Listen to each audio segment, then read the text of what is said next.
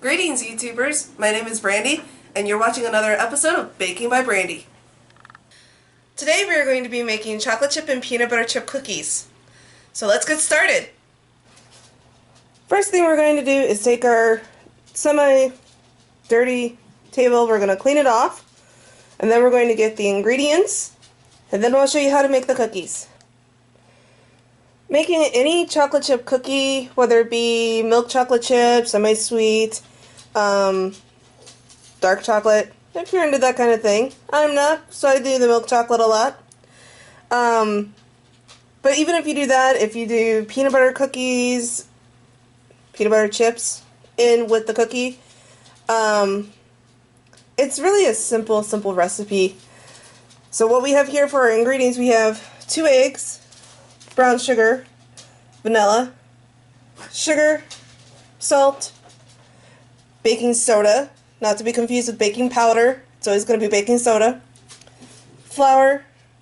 I do butter flavor Crisco. The recipe calls for butter. Again, you can find the recipe in the description below. And I'm not putting any nuts in mine. I'm just doing the simple peanut butter and milk chocolate chip cookies. So yeah, there you have it. You have the Crisco and the butter flavored Crisco, mind you, not just regular Crisco, vegetable shortening, because you need that butter flavor. This right here is going to make it a more puffy cookie, sort of. Instead of a flat cookie, it's going to have a little bit more of a puff to it. So that's what that's going to do.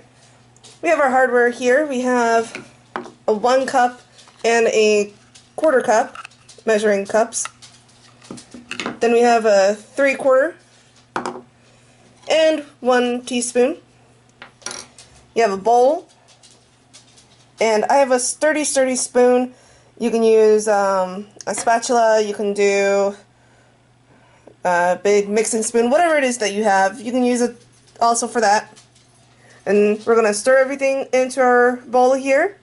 Now you do want to make sure you put your oven at 350 degrees Fahrenheit, because these cookies take about 10 minutes to bake, maybe 9 depending on your oven.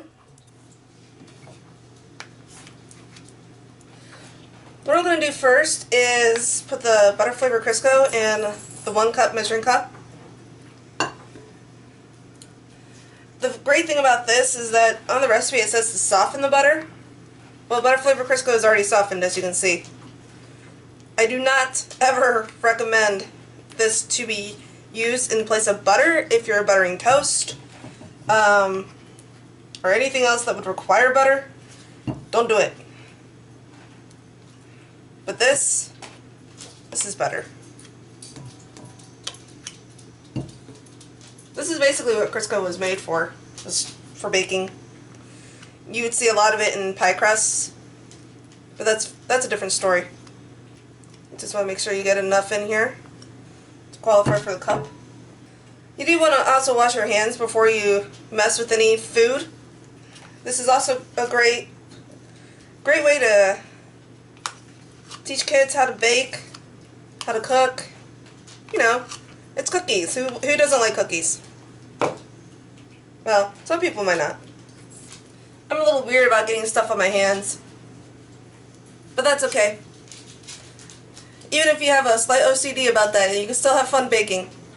I'm going to put the butter flavor Crisco away. Why? Because that's one less thing I have to worry about cleaning up later. Every now and again you might hear some of the dogs. I have actually 2 dogs, but I'm watching my parents' dogs this week.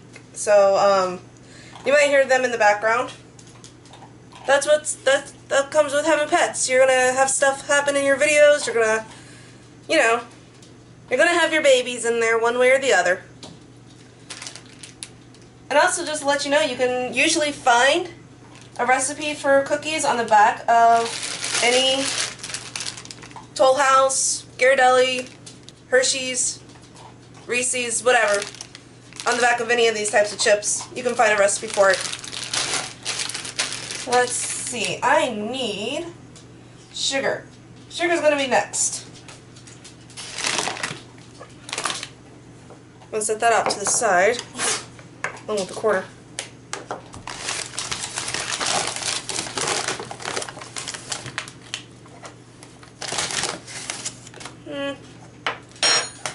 it just depends on how you want to do this, how big your bag is, how heavy it is.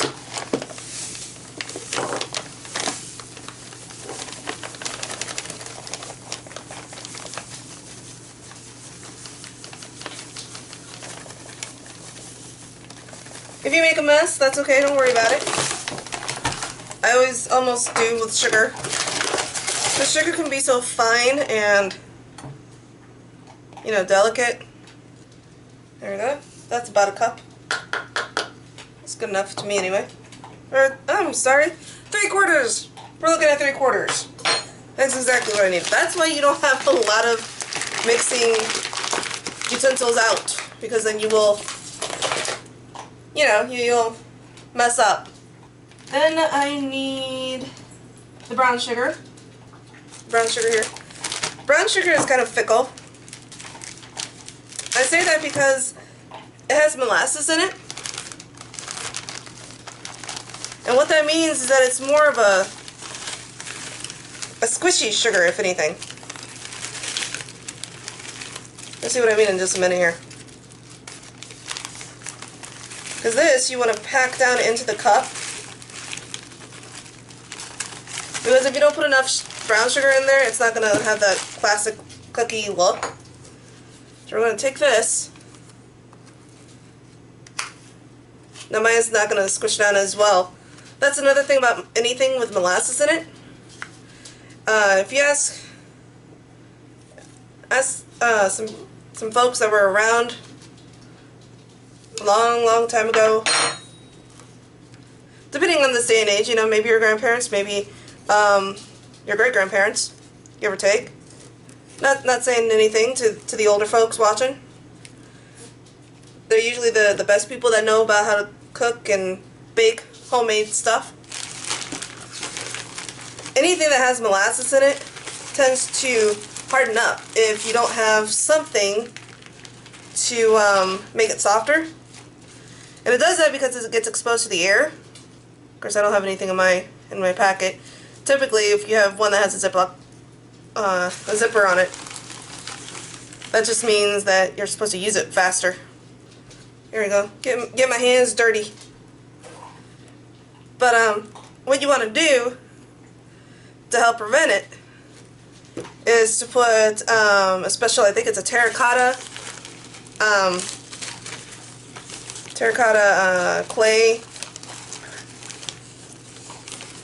coin looking thing. You want to put that in your brown sugar to keep it from hardening. That's actually probably the cheapest way to go. The other way is, and I learned this from my grandma, the other way you can go is put a slice of bread, don't matter what type of bread, just a slice of bread, in with the cookies. Yeah, after they're baked. And once you do that, it actually absorbs the air instead of the cookies. I had some coworkers one time that didn't realize that's what that was for. And they went, they put half their sandwich in the cookies. And I go, what, you never heard of that before? And they never did, so I'm telling you now. Piece of bread in the cookies after they're done. Okay, so that's about 3/4. That's going to get plopped right in there. I'll have to get some new brown sugar. I don't use it that often, so mine's a little hard. Now we're just going to mix this all together with both sugar and the butter flavor Crisco.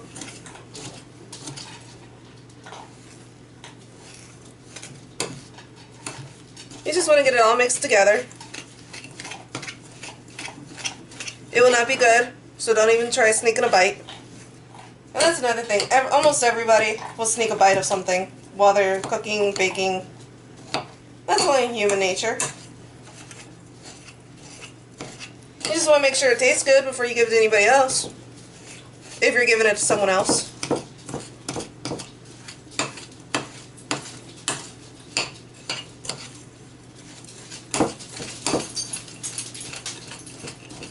You can also use a hand mixer if you want to try to do this.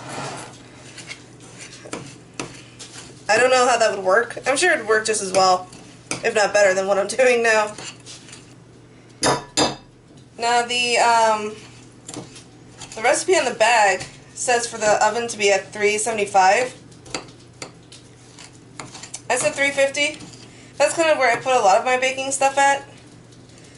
Especially if I've already done this, like I'm a pro at this, I know what I'm doing. If I've done it before, I kind of know my oven.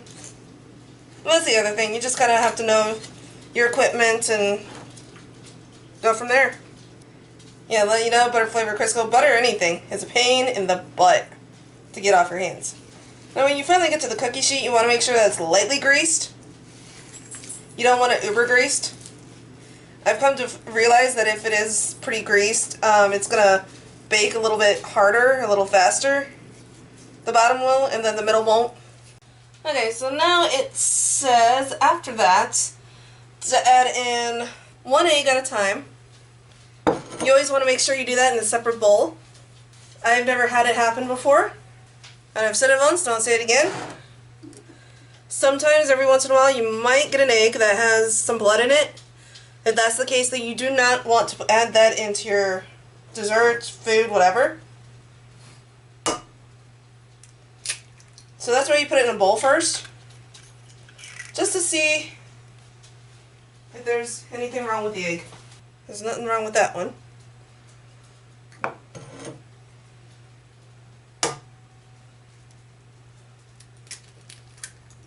And nothing wrong with this one. You want to add those into the mixture.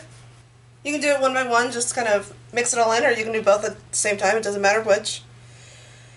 I'm impatient sometimes, so I like to do both at once, or however many eggs we have. Doesn't look like a whole lot just yet, but it will. Especially once we get the flour in here, it'll actually look a lot better. Oh, vanilla is supposed to go in with the brown sugar in that. Well then now. That wet ingredients is kind of okay, sort of, to go out of order. Just a little bit, not a lot, just a little. So like, I forgot to put the vanilla in until now. Yeah, that's alright. Heaping a tablespoon of the really good stuff. I call it good stuff. It's, that was just sugar, by the way. This vanilla is actually from Mexico. For me, it's like the best vanilla I could ever have. It just smells absolutely great. I mean, it really is just the best vanilla you'll ever find. But if you only have the vanilla extract, that works just as well too. That's fine too. There's nothing wrong with that one. I just like the other one better.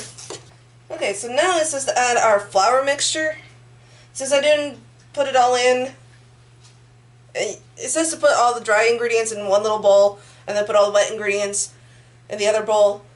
Dry ingredients meaning the flour, the salt, and the baking soda. I didn't do that because I don't want another bowl. I already used 2 bowls. So I just add things as I go. Well, we can add the salt and then the baking soda, and then we can do the flour. We can just add those in by themselves.